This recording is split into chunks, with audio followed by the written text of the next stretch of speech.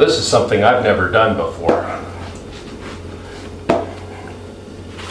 We'll see how this goes.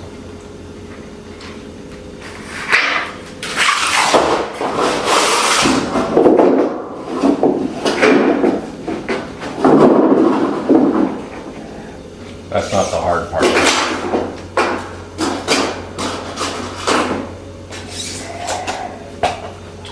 I don't like these things.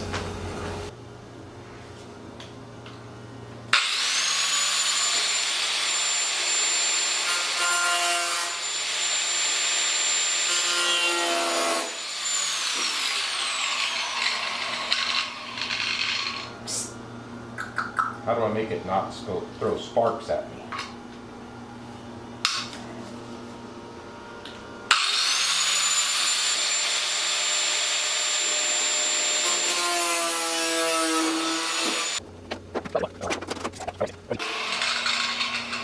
Voila.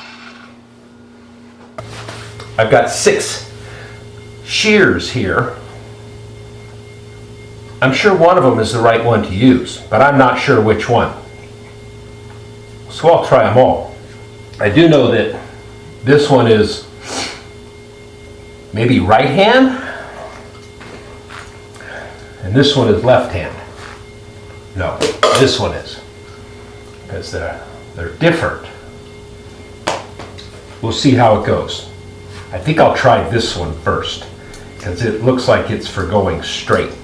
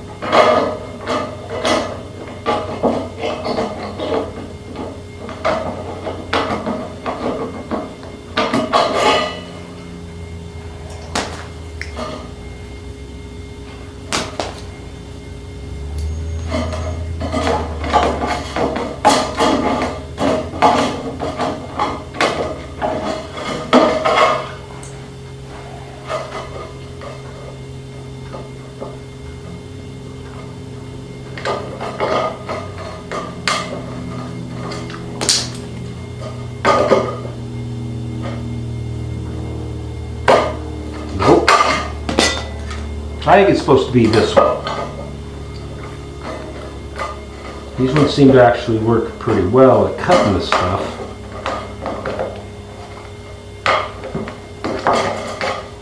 Everything gets in the way.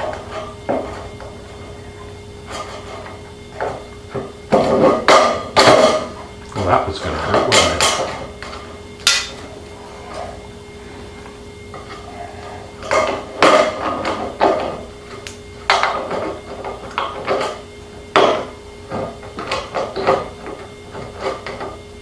Maybe I should have stuck with the grinder.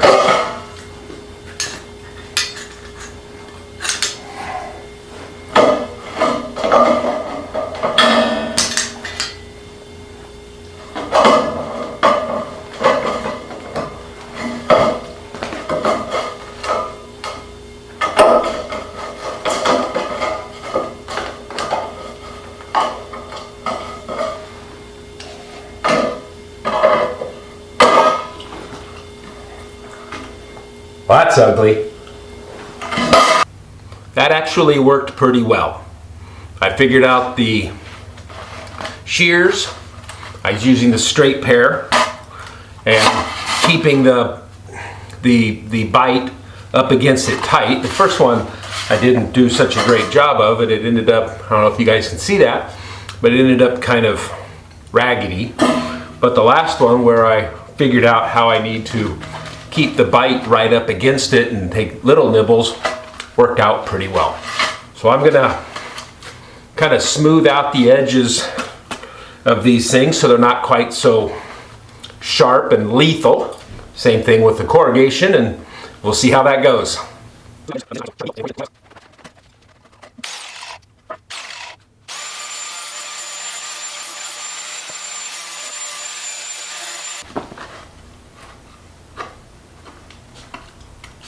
Well, that one needs some more work.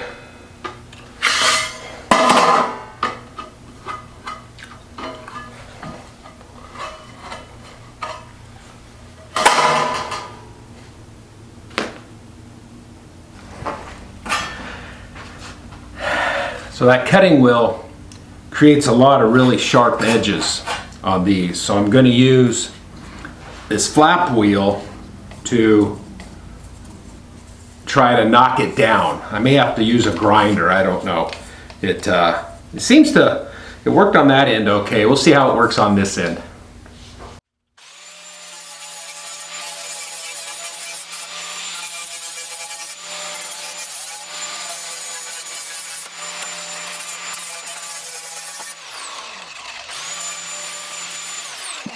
Well, that almost seems like a never-ending battle because it folds over one way, folds over the other.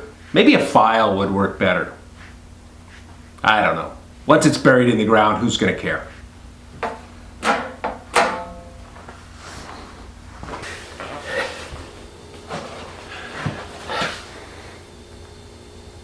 All right, now we got to make the frame for this thing. Got the metal cut. I got the metal. The edge is softened on it, the burr's taken off, so now it's time to make the frame, the first frame. Cut these 45s in it. I don't really think I needed to. The person whose plans I'm following, or he did that, so I did the same thing. And I'm kind of thinking it would have been easier just to do butt joints, and probably would have been just as effective. So I am going to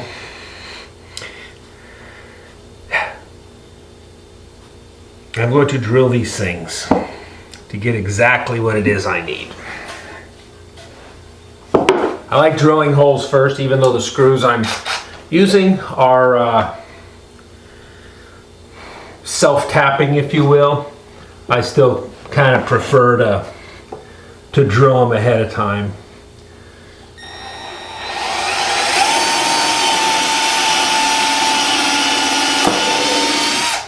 Although it does tend to shatter them.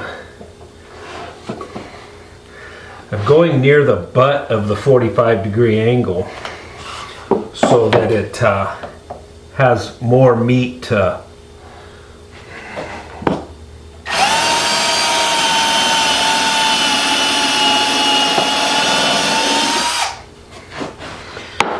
bite into between the two halves. I will let the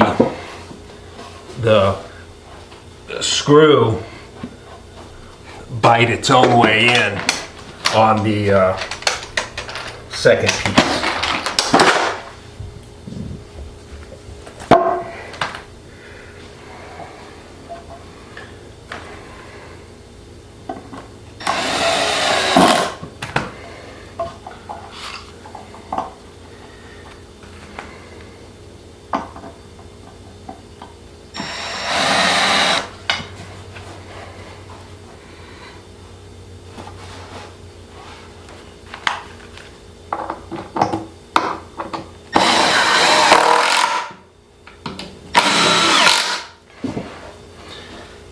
That one came out the other side.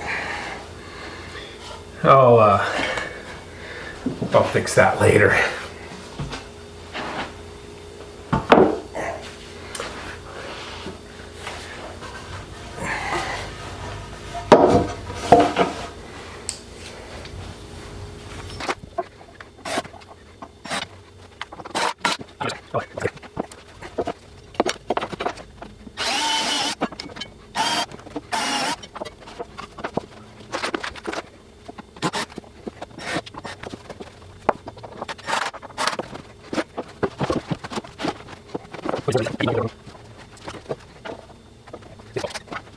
I'm going to put these corners on. This is going to be the top rail. I'll put all these corners in right here. Just like that. Thinking I better clamp that.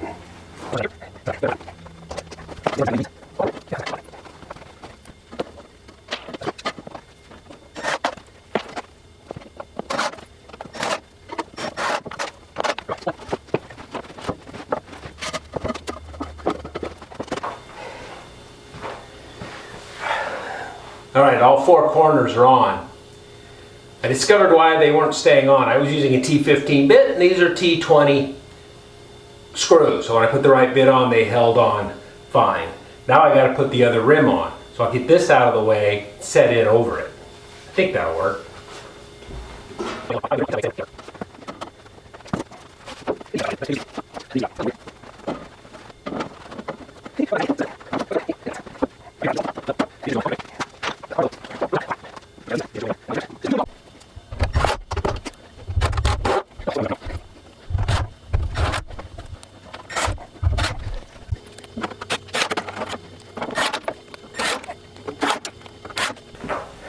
So that's the box.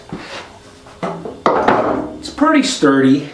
It was a little fiddly to get everything in there because if they're not exactly lined up, they don't screw in tight. You can see any of this flex that's in these edges. That's because everything's not perfectly square with relationship to being perpendicular to the rails. So anyhow, the next step is to put the sides on it. I'm going to put some boards underneath it so I have something to prop them up against. I'll screw all those in.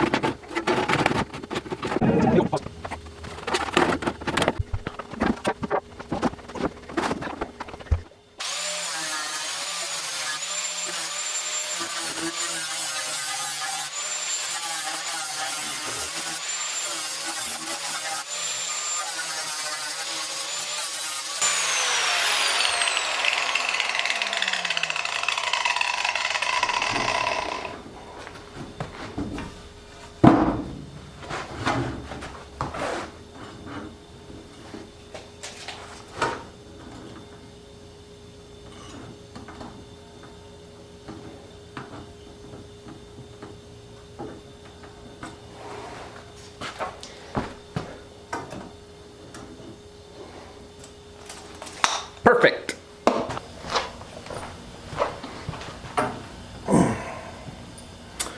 So I've been busy. I cut these top rails at a 45. These ones I think I need to have at a 45. They'll look a lot better that way. And fit them to it.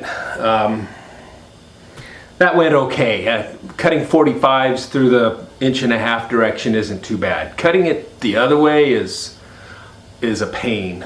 But now I'm going to go around and secure them at the corners, and then I will secure the middle of them and get them all aligned, and then this thing's pretty much done.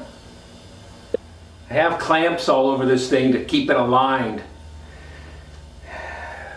I know, it's weird. It's just a planter, but that's just the way I build things.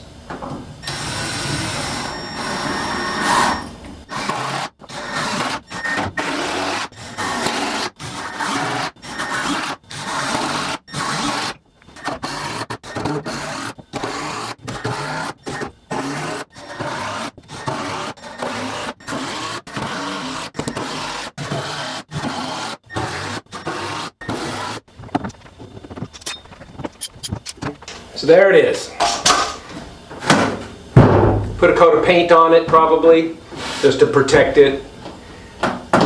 Didn't want to put pressure treated on it. So I think we'll just paint it, and then we'll find a place for it and set it. Okay. I've done a little bit of stain on this. I wasn't sure what I was going to do. I thought I would put some treatment on the part that's going to be on the ground and then paint it all. But then I got to looking at it, and I kind of like the way this stuff looks. This is end coat stain, and what it is for treating the ends of treated lumber when you cut them off so that they're protected against the weather. It's really all I got. I didn't build this out of any special resistant wood. It's all just regular stud lumber. So I figured this will help. And then after looking at it, Joan and I decided that this would probably be better if we went ahead and just covered it in the whole thing, because it's kind of a cedar tone. It's not bad looking. We like it. So I'm going to go ahead and do that.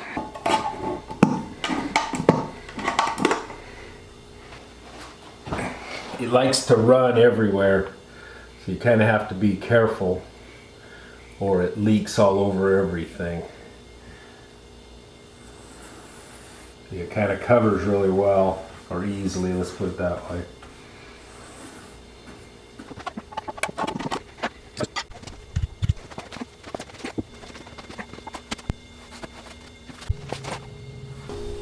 I think I would do a few things a little different if I was to do it again, or if I was going to suggest to you doing it, there'd be some changes.